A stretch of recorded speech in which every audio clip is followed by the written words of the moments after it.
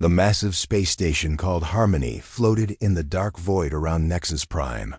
Inside its gleaming halls, representatives from 47 different species gathered for the most important trade meeting of the year.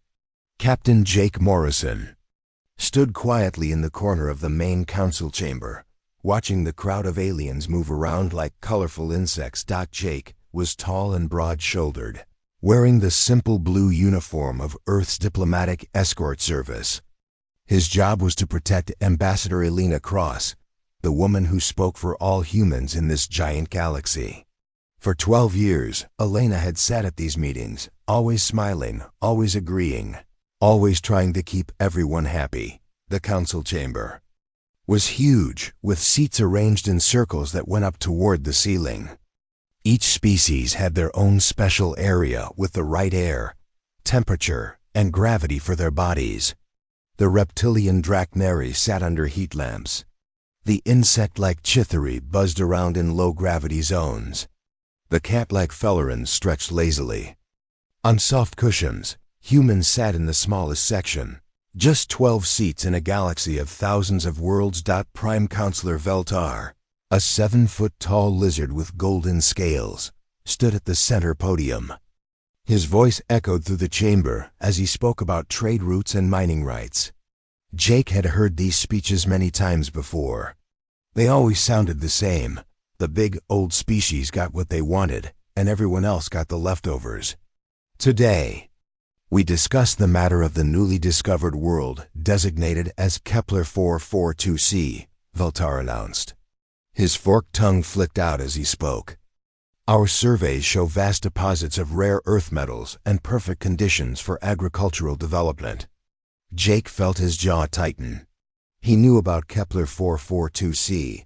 Human explorers had found it 6 months ago, risking their lives to map the dangerous asteroid fields around it. The planet was beautiful. Blue oceans, green continents, and skies that reminded the scouts of home. Ambassador Cross raised her hand politely. She was a small woman with gray hair and kind eyes, but Jake knew she was tougher than she looked. Prime Counselor, if I may remind the Council, human survey teams discovered this world. Our people were the first to set foot on its surface. A series of clicks and whistles came from the Chitheri section. Trade Minister Flix, whose body looked like a giant praying mantis, spoke through his translator device. Discovery means nothing without proper development capability. Humans lack the resources and population to utilize such a world effectively. More voices joined in. The gaseous Vorthans made sounds like wind through caves. The aquatic Thalassians gurgled their agreement. Jake watched Elena's face stay calm, but he could see the small muscle in her jaw that always twitched when she was angry. Furthermore, Veltar continued, we must consider the biological contamination risks. Humans come from what you call a Deathworld, a planet so hostile that your very presence poses dangers to more civilized ecosystems. Jake almost laughed. Biological contamination. That was rich, coming from species that couldn't survive on a world without perfect conditions. Earth had made humans tough, but these aliens acted like that was a bad thing. The debate went on for hours. Species after species stood up to explain why humans couldn't be trusted with a whole planet. They were too violent, too unpredictable, too dangerous. Better to let the Drachneri mine the metals and the Fellerans grow crops in climate-controlled domes. Elena spoke several times, her voice always patient and reasonable. She reminded them of human contributions to galactic trade. She mentioned the food shipments that kept several alien worlds from starving. She talked about human ships that rescued aliens from pirates and disasters. Nobody seemed to care. Security Chief Nara, a golden-furred Falaran with bright green eyes, watched the proceedings from her post near the door. Jake had worked with her before and knew she was one of the few aliens who actually respected humans. Her ears flattened against her head as the debate grew more heated. Finally, Veltar called for a vote. All in favor of restricting human expansion to their current 7 colony worlds, and placing Kepler 442c under Joint Council administration. Hams, claws, tentacles, and various appendages rose throughout the chamber. Jake counted them, 39 in favor. Only 4 species voted against, and 3 of those abstained rather than support humans directly. The motion passes, Veltar announced with satisfaction. Humans will be restricted to their current territories. This is for the good of galactic stability and environmental protection. Elena stood slowly. For a moment, Jake thought she might finally lose her temper, might tell these aliens exactly what she thought of their vote. Instead, she smiled that same diplomatic smile she had worn for 12 years. The human delegation accepts the will of the Council, she said quietly. We thank you for your consideration and look forward to continued peaceful cooperation. As the session ended and aliens began filing out, Jake moved closer to Elena. She was gathering her data tablets with steady hands, but he could see the storm in her eyes. Ambassador, Trade Minister Flix approached, his insect head tilting to one side. I hope there are no hard feelings about today's decision. The Council only wants what is best for everyone. Elena looked up at the giant bug with that same sweet smile. Of course not, Minister Flix. Humans understand our place in the galactic community. After Flix clicked away happily, Elena turned to Jake. Walk with me, Captain. We need to talk. They made their way through the station's corridors toward the human quarters. The walls were decorated with art from dozens of worlds, crystal sculptures from the mineral worlds, flowing metal designs from the machine civilizations, and living paintings from the plant collectives. Beautiful, but none of it was human. 12 years, Elena said quietly as they walked. 12 years of smiling and nodding and playing nice. 12 years of taking whatever scraps they throw us and saying thank you. Jake glanced around to make sure no one was listening. You did everything right in there, Ambassador. You kept us out of a war. Elena stopped walking and turned to face him. In the artificial light of the corridor, she looked older than her. 58 years. The weight of representing humanity in a hostile galaxy had aged her. Jake, I need to show you something. Information that came through our secure channels this morning. She pulled out a small data device. We intercepted some communications between the Drakmeri, Fellerans, and Chithari. Jake took the device and read quickly. His face darkened with each line. The messages showed a carefully planned conspiracy. Trade routes deliberately changed to avoid human colonies. Essential supplies rerouted to cause shortages. Economic pressure designed to force humanity into complete dependence. They've been starving our outer colonies for 8 months, Elena said. Making sure we can't grow strong enough to challenge their decisions. Today's vote wasn't about biological contamination. It was about keeping the dangerous humans in their cage. Jake handed back the device. What do we do? Elena was quiet for a long moment, staring at a painting of an alien sunset. When she spoke, her voice was different, harder, colder than Jake had ever heard it. We've been nice for 12 years. Jake, we've smiled and compromised and accepted insults because we thought being peaceful would earn their respect. She turned to look at him, and Jake saw something in her eyes that made him straighten up. Time to remind them what Deathworlders are really capable of. The message went out at exactly midnight, Earth Standard Time. It traveled through quantum communication networks to every human colony, every trading post, every ship floating in the dark between stars. 3 simple words appeared on secure channels across human space. Protocol 7 active. Admiral Tom Blake sat in his command chair aboard the battleship New York, orbiting the human colony of Eden Prime. He was a big man with gray hair and scars on his hands from his days as a Marine. When the message appeared on his screen, he smiled for the first time in months. Communications, he called to his bridge crew.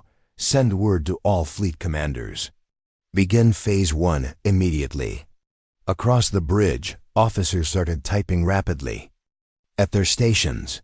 They had been waiting for this moment for years, training for it, preparing for it. Every human in the military knew about Protocol 7, even if most aliens had no idea it existed. On the colony world of New Terra, Dr. Lisa Park stood in her laboratory surrounded by sealed containers and biosamples. She was a small woman with quick eyes and steady hands. Her job was studying alien diseases and creating medicines to keep humans healthy. But for the past 5 years, she had been working on something else entirely. "Begin sterilization procedures," she told her team of scientists. "All food shipments from alien worlds are to be quarantined immediately. Activate the decontamination protocols we've been developing." Her assistant, a young man named David, looked confused. "Dr. Park, is there some kind of outbreak?" Lisa shook her head. "No outbreak, David, but we're about to find out just how much poison has been in our food supply." She pointed to a wall chart showing trade routes. Every shipment from Draknari space, every grain delivery from Faloran worlds, every protein packet from the Chithari, it all gets tested now. In the cargo holds of the trading ship Wanderer, Captain Roy Webb was having a very different conversation. He was talking to officials from the Thalassian Trade Commission through a video screen. The fish-like aliens were upset because Roy had just canceled 3 major shipping contracts. "Captain Webb," gurgled the lead Thalassian, his gills flapping with annoyance. "We have an agreement. Your people promised to deliver titanium ore to our industrial worlds. Our factories depend on these shipments." Roy scratched his beard and shrugged. "Sorry, but we're having some technical difficulties. Need to run safety inspections on all our mining equipment. Could take weeks, maybe months to sort out." "This is unacceptable," the alien replied. "We will file complaints with the Galactic Trade Authority." "You do that," Roy said cheerfully. "Meanwhile, I've got to check on some engine problems. Wanderer out." He cut the connection and turned to his crew. "Send the same message to every human trader in the sector. All contracts with alien worlds are suspended pending safety reviews." His first officer, a tough woman named Kate, grinned. "About time we stopped kissing up to these fish." Similar conversations were happening all across human space.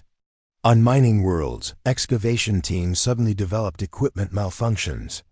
On agricultural colonies, crop shipments were delayed for quality testing. Research stations stopped sharing scientific data with alien universities. It was all perfectly legal, all completely within existing trade agreements. The aliens didn't notice at first. After all, humans were just a small part of galactic commerce. How much difference could one primitive species make? Governor Anna Ford found out exactly how much difference on the 3rd day. She was managing the human colony of Bright Star when emergency calls started coming in from alien worlds. Her office was small but organized, with pictures of Earth on the walls and reports stacked neatly on her desk. "Governor," her communications officer called out, "we're getting distress signals from the Chithari manufacturing world of Hive Beta 7. They're reporting critical shortages of rare metals."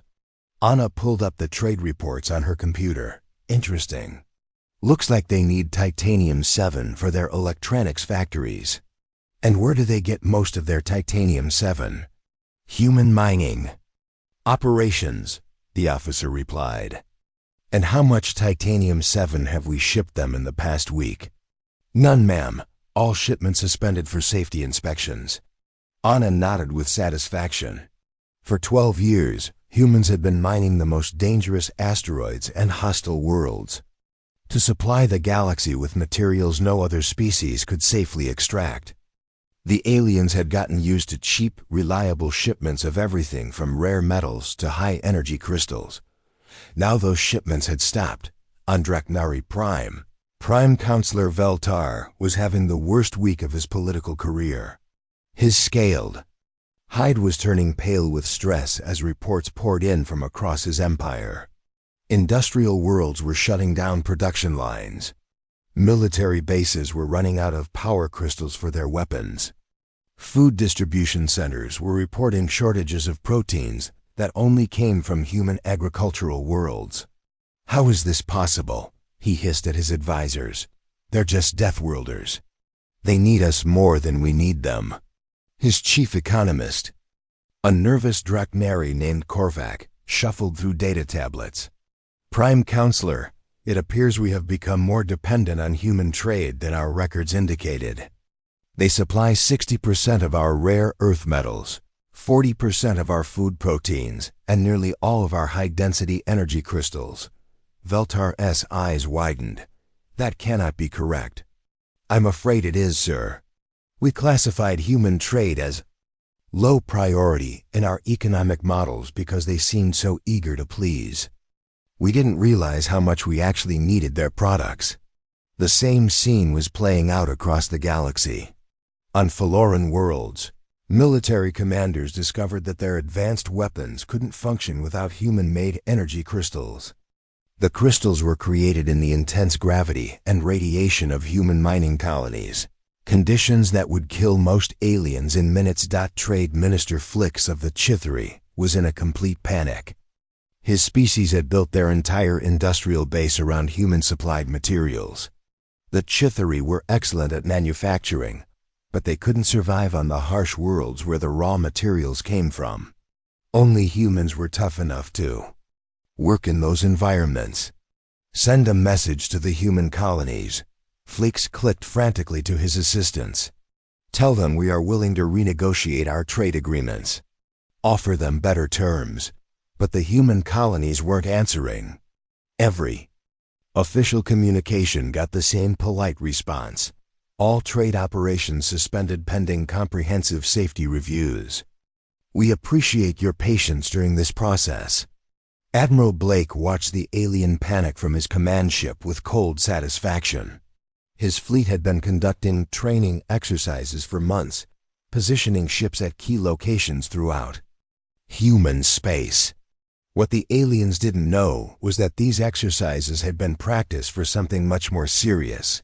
"Sir," his communications officer reported, "long-range sensors show Draknari patrol ships moving toward our borders. 3 squadrons heading for the Kepler system." Blake's smile disappeared. "Are they crossing into human space?" "Not yet, sir. But they're getting close." "Send a message to all fleet commanders," Blake ordered. Phase 2 is authorized. If any alien military vessel enters human territory without permission, they are to be treated as hostile. Dr. Park was making discoveries that shocked even her. In her laboratory, test after test revealed the same disturbing truth. Nearly 30% of food shipments from alien worlds contain traces of biological agents designed to weaken human immune systems. Nothing immediately deadly, just enough to keep humans slightly sick, slightly weak, slightly dependent on alien medical supplies. "They've been poisoning us," she said to her assistant David. "Slowly, carefully, but they've been poisoning us for years." David stared at the test results. "Why would they do that?" "Control," Lisa replied grimly. "Keep us weak enough that we can't challenge them, but healthy enough to keep working." It's brilliant, in a sick way. She activated her communication system and sent an encrypted message to every human medical facility in the galaxy. Within hours, human doctors would begin treating thousands of colonists for chronic illnesses that had mysterious alien causes. Captain Webb was enjoying himself more than he had in years. Every day brought new communications from desperate alien trading companies. They offered better prices, reduced fees, priority shipping deals, anything to get human trade routes running again. "Captain," his first officer Kate reported, "the Vorthans are offering to double our shipping fees if we'll resume gas deliveries to their industrial platforms." "Tell them we're still working on those safety inspections," Webb replied. "Might take a few more weeks," Kate grinned. "The Thalassians are offering triple rates for titanium shipments." Same answer, safety first after all. By the end of the first week, 3 alien star systems were reporting economic emergencies. By the end of the second week, the Galactic Trade Authority was demanding answers from human representatives. But every human official gave the same response. They were simply being careful about safety standards. Governor Ford received the first official alien delegation on day 10. A group of Chithuri trade officials arrived at Brightstar with urgent requests for resumed shipments. They were polite, but clearly desperate. Governor Ford, the lead Chithuri, clicked through his translator. Asterisk. We understand humans need to ensure safety, but our people are suffering. Can we not find some compromise? Anna looked at the insect-like aliens with calm eyes. I'm sorry, but safety inspections take time.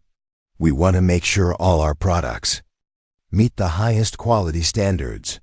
But our manufacturing worlds are shutting down, the alien pleaded. Without human materials, we cannot produce basic necessities. That sounds like a serious problem, Anna replied sympathetically. Perhaps this situation will help everyone realize how important fair and equal trade relationships really are. The Chithuri delegation left without getting what they came for.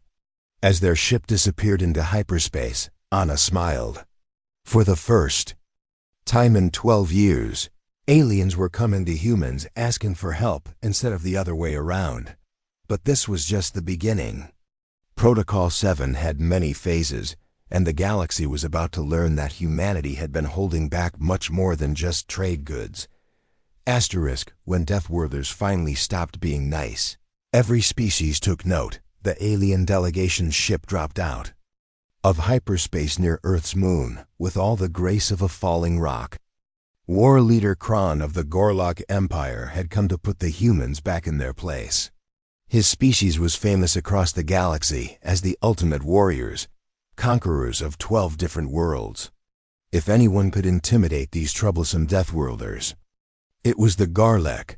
Kron stood 8 feet tall and was covered in thick gray hide that could stop small weapons fire. His 4 arms ended in claws that could tear through metal, and his tusks jutted out from a jaw powerful enough to crush bone. Behind him marched 50 of his best warriors, each one a veteran of countless battles. General Mike Stone met them at the orbital station above Earth. He was a compact man with graying hair and calm blue eyes, wearing the simple green uniform of the Earth Defense Force. Next to the massive Gorlak warriors, he looked almost fragile. War leader Kron, Stone said politely. Welcome to Earth space. I understand you have some concerns about our recent trade policies. Kron's voice rumbled like distant thunder. Your species has forgotten its place in the galactic order, human. The Gorlek Empire does not tolerate disruption of commerce. You will resume all trade immediately or face the consequences. Stone nodded thoughtfully. I see. Well, before we discuss policy, would you like to observe some of our training exercises? I think you might find them interesting. Kron snorted, a sound like steam escaping from a pipe. I did not come here to watch primitive Deathworlders play. Soldier, I came to deliver terms for your surrender. Oh, but I insist, Stone replied with a smile that didn't reach his eyes. After all, you're military professionals. I'm sure you'd appreciate seeing how we prepare our forces. An hour later, Kron and his delegation stood on a viewing platform overlooking a frozen wasteland in northern Canada. The temperature was -40 degrees, and the wind howled across the ice like a living thing. The Gorlak warriors had to wear special heating suits just to survive outside their heated transport. This is one of our basic training environments, Stone explained, his breath forming clouds in the frigid air. We call it winter warfare preparation. Below them, a squad of human marines moved across the ice without any visible protection from the cold. They wore simple white uniforms and carried standard weapons. As the aliens watched, the humans set up camp, dug fighting positions in the frozen ground, and began combat exercises that would have been impossible for most species. One Marine jumped into a hole in the ice and stayed underwater for over 3 minutes before emerging. Another climbed a sheer cliff face using only his bare hands and simple tools. A third ran 5 miles across the ice in full gear without showing any signs of exhaustion. Impossible, muttered one of Kron's officers. No creature can function in these conditions without protective equipment. Stone shrugged. Earth gets a bit chilly in winter. Our people adapt. The next stop was a desert in Arizona. The temperature was 50 degrees above zero, and the sun beat down like a hammer. Again, the Gorlake needed special cooling suits while the humans seemed perfectly comfortable. Commander Beth Rivers was waiting for them at the desert training facility. She was a small woman with dark skin and intense brown eyes, but something about her made even the giant Gorlak warriors step back slightly. "War leader," she said with a slight bow. "General Stone asked me to demonstrate some basic combat techniques. For your education." Kron looked at the tiny human female and laughed, a sound like rocks grinding together. "You wish to fight Gorlak warriors? This should be amusing," Rivers smiled. "I was hoping you'd say that. Would you mind if I borrowed a few of your soldiers for a training exercise?" Kron gestured to 5 of his best fighters. Each one was twice Rivers' size and armed with weapons that could cut through starship hull plating. Rivers carried only a simple sidearm and a knife. "Whenever you're ready," she said. The Gorlak charged. What happened next would be talked about in military academies across the galaxy for decades. Rivers moved like water, flowing around the massive aliens with impossible speed and precision. She used their size against them, turning their strength into weakness. Within 2 minutes, all 5 Gorlak warriors were on the ground, unconscious or unable to move. Rivers hadn't even drawn her weapons. "How?" gasped one of the alien observers. "Physics," Rivers replied, helping one of the stunned Gorlak to his feet. "On a heavy world like Earth, you learn to move efficiently or you die. These warriors are used to fighting in low gravity with thick atmosphere. Here, they're operating outside their natural environment." The demonstration continued underwater, where human divers worked at depths that would crush most aliens. It moved to high mountains, where humans operated in air so thin that even breathing was a challenge for most species. Each environment showed the same thing, humans thriving in conditions that would kill their visitors. But the real shock came when Dr. Lisa Park gave her presentation about human biology. "Earth is classified as a Class 12 death world," she explained to the increasingly nervous alien delegation. "That means 12 different environmental factors make it nearly uninhabitable for standard galactic life forms." She pulled up a holographic display showing Earth's vital statistics. Gravity is twice galactic standard. Atmospheric pressure varies wildly with altitude. Temperature ranges from -50 to +60 degrees. Radiation levels that would sterilize most worlds. Seasonal variations that require constant adaptation.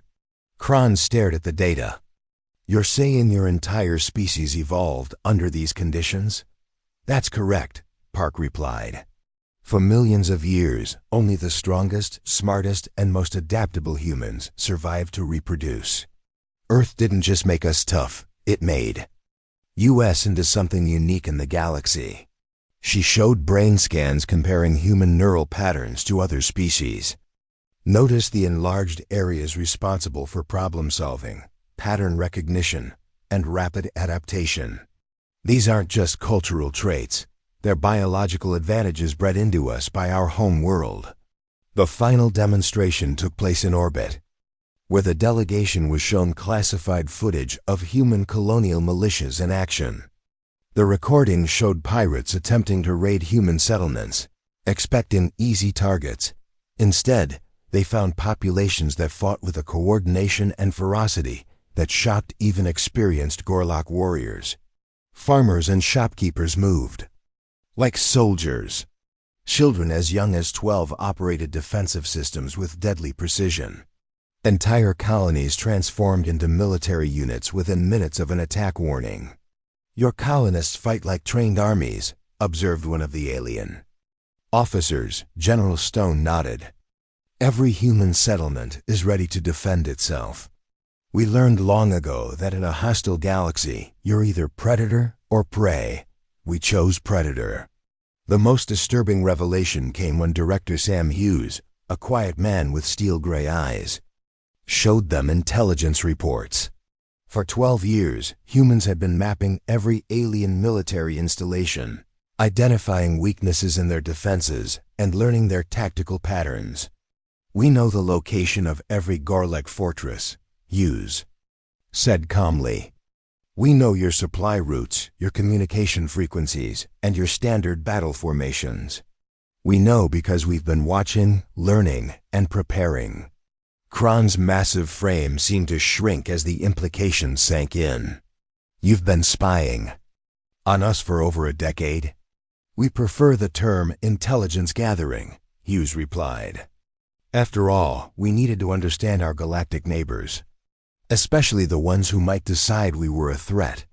The delegation toured a human weapons facility where they saw technology that made their own equipment look primitive.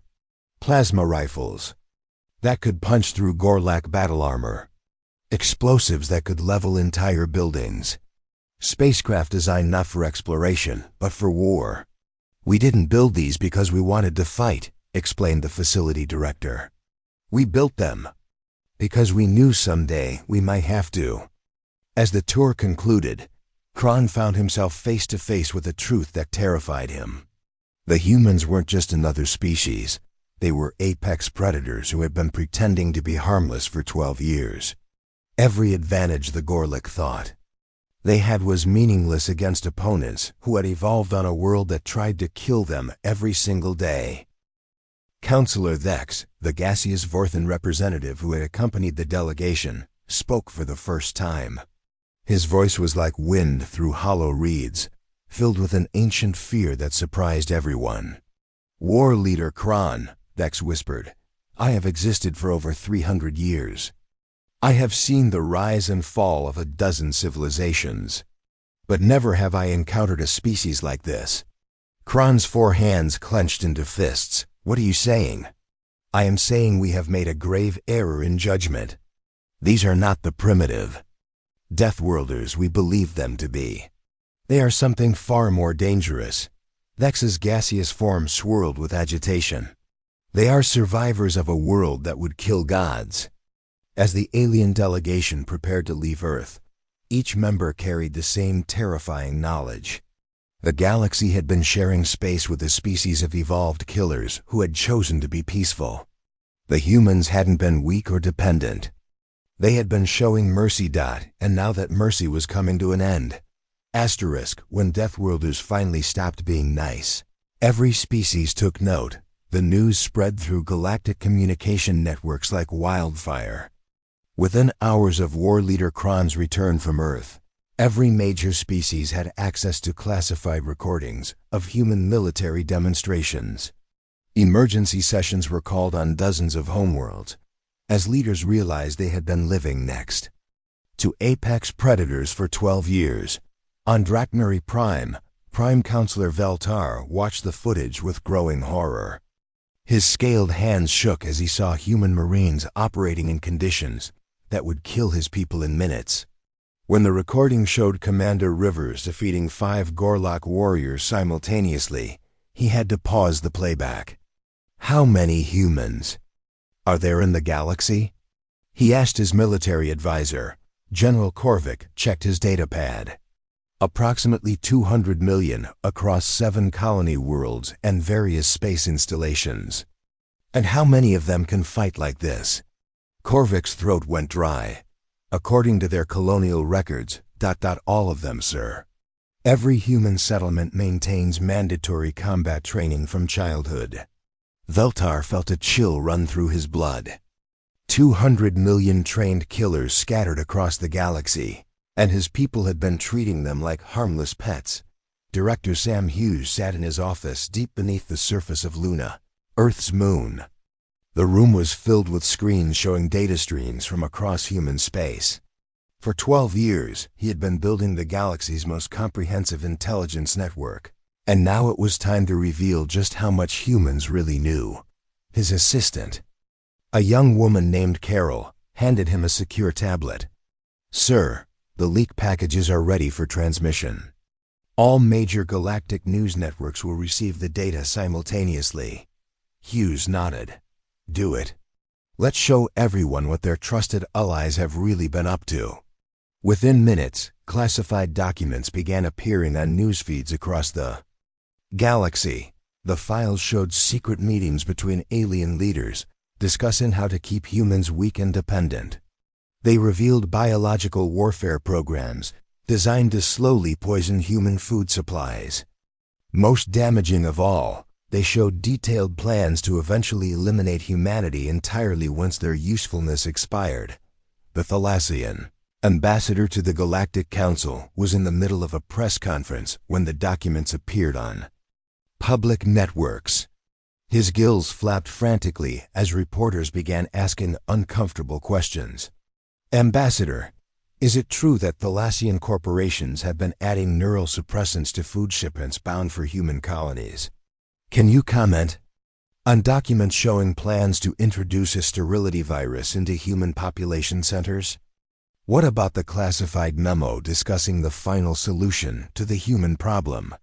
The ambassador's translator device sparked and died as he tried to process too many panic responses at once. He fled the conference room while cameras recorded every moment of his retreat. Similar scenes played out across the galaxy. Trade Minister Flix of the Chithari found himself trapped in his own office as protesters surrounded the building. The insect-like aliens had discovered that their government had been secretly testing biological weapons on human volunteers, telling them they were receiving beneficial medical treatments. But the most shocking revelations came from deep space, where Captain Maria Santos was proving that humans could survive anywhere. She commanded a small fleet that had traveled to Hellscape Prime, a world so dangerous it was used as a galactic prison. The planet's surface was covered in active volcanoes, poisonous gas clouds, and creatures that could eat through starship hull plating. Santos and her crew didn't just survive on Hellscape Prime, they thrived. Within a week, they had established a fully functional military base in the crater of an active volcano. They hunted the native predators for food, used the toxic atmosphere to power their equipment, and turned the planet's deadly environment into a tactical advantage. The prison warden, a crystalline being named Klex, watched the humans through monitoring equipment with growing disbelief. "They're not just surviving," he reported to his superiors. "They're turning this death world into a fortress. I've never seen anything like it." The footage from Hellscape Prime was broadcast across the galaxy, showing humans walking unprotected through acid rain, swimming in lava tubes, and fighting native monsters with primitive weapons. One particular video showed Santos herself wrestling a creature the size of a small building and winning. High Arbiter Zin of the ancient ethereals floated in her crystal chamber, studying the data with sensors that could perceive reality across multiple dimensions. Her species had existed for millions of years, watching the rise and fall of countless civilizations. They were considered the wisest beings in the galaxy. "The analysis is complete," she announced to the Emergency Council. "Session." Her voice resonated through space itself, reaching every member simultaneously. "These humans represent something unprecedented in galactic history." The assembled leaders waited nervously for her assessment. "They are not merely another species," Zin continued. "They are an evolutionary leap. Their combination of intelligence, adaptability, and physical capability exceeds anything we have previously encountered. Most concerning is their capacity for rapid advancement under pressure." She displayed holographic projections showing human development patterns. In 12 years, they have advanced from primitive spaceflight to technology that rivals our oldest civilizations. Their learning curve is exponential. At current rates, they will surpass us all within a generation. Fleet Admiral Gorth of the aquatic Thalassian struggled to process this information through his water-filled helmet. Are you saying they're superior to us? I am saying they are what we would have become if our worlds had tried to kill us every day for millions of years, Zin replied. They are evolution's answer to an impossible question. How do you create the perfect survivor? On the skyborne floating city of Nimbus 7, High Commander Erix discovered that her supposedly secure aerial fortress had been compromised for years. Human agents had been living undetected in the cloud cities, learning their technology and mapping their defenses. How is this possible? She demanded of her security chief. Our cities float at altitudes that would kill most species. The air pressure alone should have been fatal to them. Her chief of security, a bird-like creature named Skrell, showed her security footage from the past 3 years. Humans had been moving through their cities like ghosts, disguised as maintenance workers, traders, and even as members of other alien species using advanced prosthetics. They adapted, Skrell explained weakly. They developed artificial gills, pressure suits that look like normal clothing, and biotechnology that lets them survive in our environment. We never suspected because we never thought it was possible. The revelations continued to pour in. The subterranean rock hewers found human mining operations deep in their tunnel networks. The gas giant dwelling Vorthans discovered human research stations hidden in their atmospheric storms. Every species that had conspired against humanity found evidence that humans had been there first. Watching, learning, and preparing. Director Hughes released a statement that sent chills through every alien government. For 12 years, humanity has maintained intelligence operations on every major world in the galaxy. We know your military capabilities, your economic weaknesses, and your political secrets. We know because we needed to understand the people who held our fate in their hands. But perhaps the most terrifying discovery came from the machine civilization of the constructs. These artificial beings had always considered themselves superior to biological life, but their analysis of human neural patterns revealed something that shook their core programming. Human brains show adaptation patterns that exceed our computational models, reported Primary Node X7739. They demonstrate creativity levels that border on chaos theory, combined with logical processing that rivals our own systems. They are, in effect, biological computers optimized for problem-solving under extreme stress.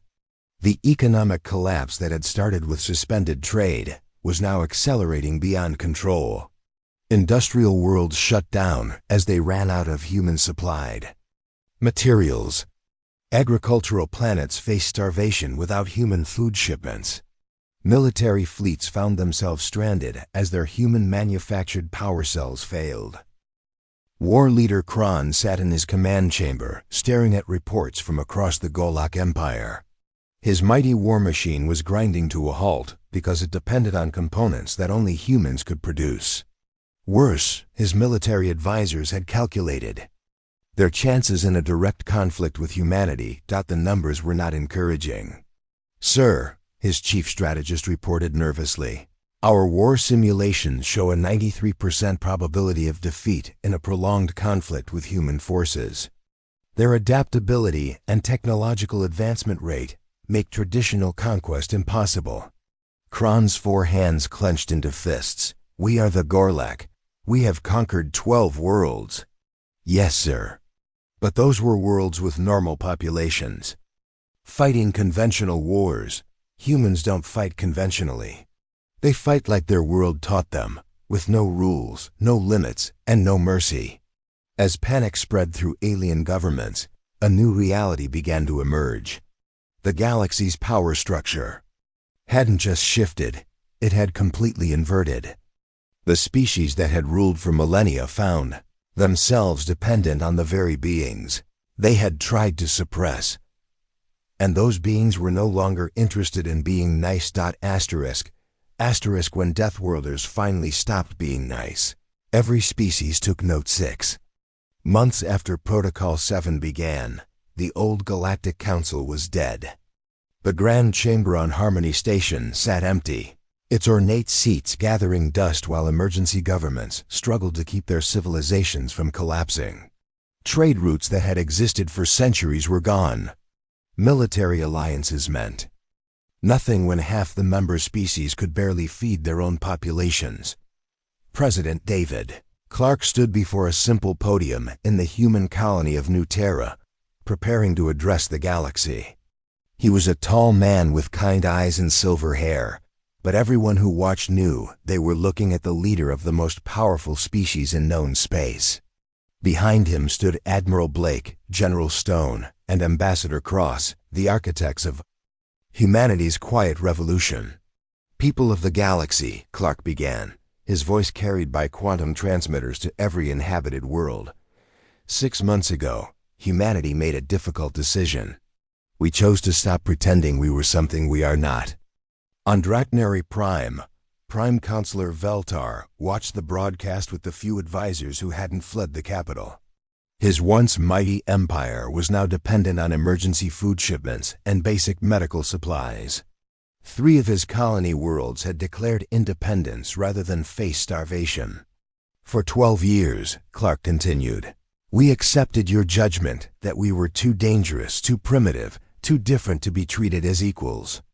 We smiled when you insulted us, agreed when you restricted us, and thanked you when you gave us scraps from your table. Clark's expression grew harder. But we also watched, we learned, we prepared. Because that's what survivors do. Trade Minister Flix clicked nervously in his empty office building. The Chithari manufacturing empire had crumbled when human-supplied materials stopped flowing. His people were now reduced to bartering basic tools for food, their advanced factories silent and cold. Today, I offer the galaxy a choice, Clark announced. We can continue down the path of suspicion and conflict, or we can build something better. Something based on mutual respect rather than fear. Ambassador John Reed stepped forward to join the president. He was younger than Cross, with sharp eyes and the bearing of someone who had seen too much of the galaxy's darker side. His job was to help create whatever came next. The old Galactic Council claimed to represent unity, Reed said. But it was built on lies, manipulation, and the oppression of those deemed unworthy. Humanity proposes a new system, the Galactic Cooperative. Membership is open to any species willing to embrace true equality. On the gas giant Nimbus, High Commander Erix of the Skyborn received her first communication from human authorities in months. It wasn't a demand for surrender or a list of conditions. It was an invitation to join a joint exploration mission to the galaxy's outer rim. We know your people are natural explorers, the message read. Your ability to navigate three-dimensional space is unmatched. We would be honored to work with you in mapping the unknown regions beyond our current borders. Eric stared at the message in confusion. After months of economic warfare, the humans were offering partnership. It made no sense from a traditional military perspective. But then again, nothing about humanity made traditional sense. Young Counselor Pip of the Chithari was one of the first to respond to humanity's offer. He was barely an adult by his species standards, but he represented a new generation that had grown up watching human achievements. Unlike his elders, he saw opportunity where they saw only threat. My people made mistakes, he admitted in his first video message to the human colonies. We let fear and pride blind us to the possibilities of friendship. I want to learn from those mistakes. Within days, Pip was aboard a human transport ship, traveling to meet with Ambassador Reed. The journey gave him time to observe human crew members working together with an efficiency that amazed him. They moved like a single organism, each person knowing exactly what needed to be done. How do you coordinate so well? Pip asked the ship's captain, a woman named Lisa Park, the same Dr. Park who had exposed the poisoning conspiracy. Park smiled. When your world tries to kill you every day, you learn to work together or you die. Cooperation isn't just a nice idea for humans, it's survival. Elder Voss of the Drakneri represented another kind of response to humanity's offer. He was old, enough to remember when his people were explorers rather than conquerors, back before the Empire became obsessed with control and dominance. "We lost our way," he admitted to Ambassador Reed during their first meeting on neutral ground. "Power corrupted us, made us forget what we once were. Perhaps it's time to remember." Voss had brought with him a small group of Drakneri who felt the same way. They were willing to abandon the failing empire and start fresh, working with humans to build something better. The transformation wasn't immediate, and it wasn't universal. Some species, like the Gorlak, retreated into isolation, rather than admit their mistakes. War leader Kron declared that his people would never bow to primitive Deathworlders, even as his empire crumbled around him. But others saw the wisdom in humanity's approach. The Thalassians, facing ecological collapse on their oceanic homeworlds, accepted human help in developing new water purification technologies. The Fellerans, whose pride had been shattered by their military failures, began learning human combat techniques to better protect their civilians. High Arbiter Zin of the Ethereals made perhaps the most significant decision. Her ancient species had observed the galaxy for millions of years, rarely interfering in the affairs of younger civilizations. But humanity's rise changed everything. "We have been passive observers for too long," she announced to her fellow Ethereals. "These humans show us what we could have become if we had chosen a different path. It is time to step down from our towers and walk among the stars again." The Ethereals' decision to actively support the Galactic Cooperative gave the new organization credibility that the old council had never possessed. When beings of pure energy who had witnessed the birth and death of civilizations declared humans worthy of respect, others began to listen. Captain Maria Santos returned from Hellscape Prime with news that stunned the galaxy. Her mission to the Death World had accomplished more than just proving human survival capabilities. She had discovered something extraordinary in the planet's depths. "There's a whole ecosystem down there," she reported to the Cooperative Science Council. "Creatures that have evolved in conditions that make Earth look like a vacation resort. And they're intelligent." The discovery of the Hellscape natives opened up new possibilities for the galaxy. If humans could communicate with beings that lived in active volcanoes, what other forms of life might exist in places previously thought uninhabitable? Trade began to flow again, but under very different terms. Human colonies that had been restricted to basic survival now flourished as partners in galactic commerce. The rare materials that only humans could safely extract became the foundation for technologies that benefited everyone. Dr. Park established medical exchange programs that saved millions of lives across dozens of worlds. Human doctors learned to treat alien diseases, while alien healers discovered new ways to help human patients. The biological warfare programs of the past were replaced by cooperative research that advanced medical science for all species. But perhaps the most important change was happening on the colony worlds themselves. On New Terra, where the crisis had begun, human and alien children played together in schools that taught both cooperation and diversity. Young Chithri learned human survival techniques, while human children studied insectoid engineering principles. Ambassador Reed stood at the viewing port of Harmony Station, now renamed Hope Station, watching construction crews work to expand the facility. The crews included members of a dozen different species, all working together under human supervision.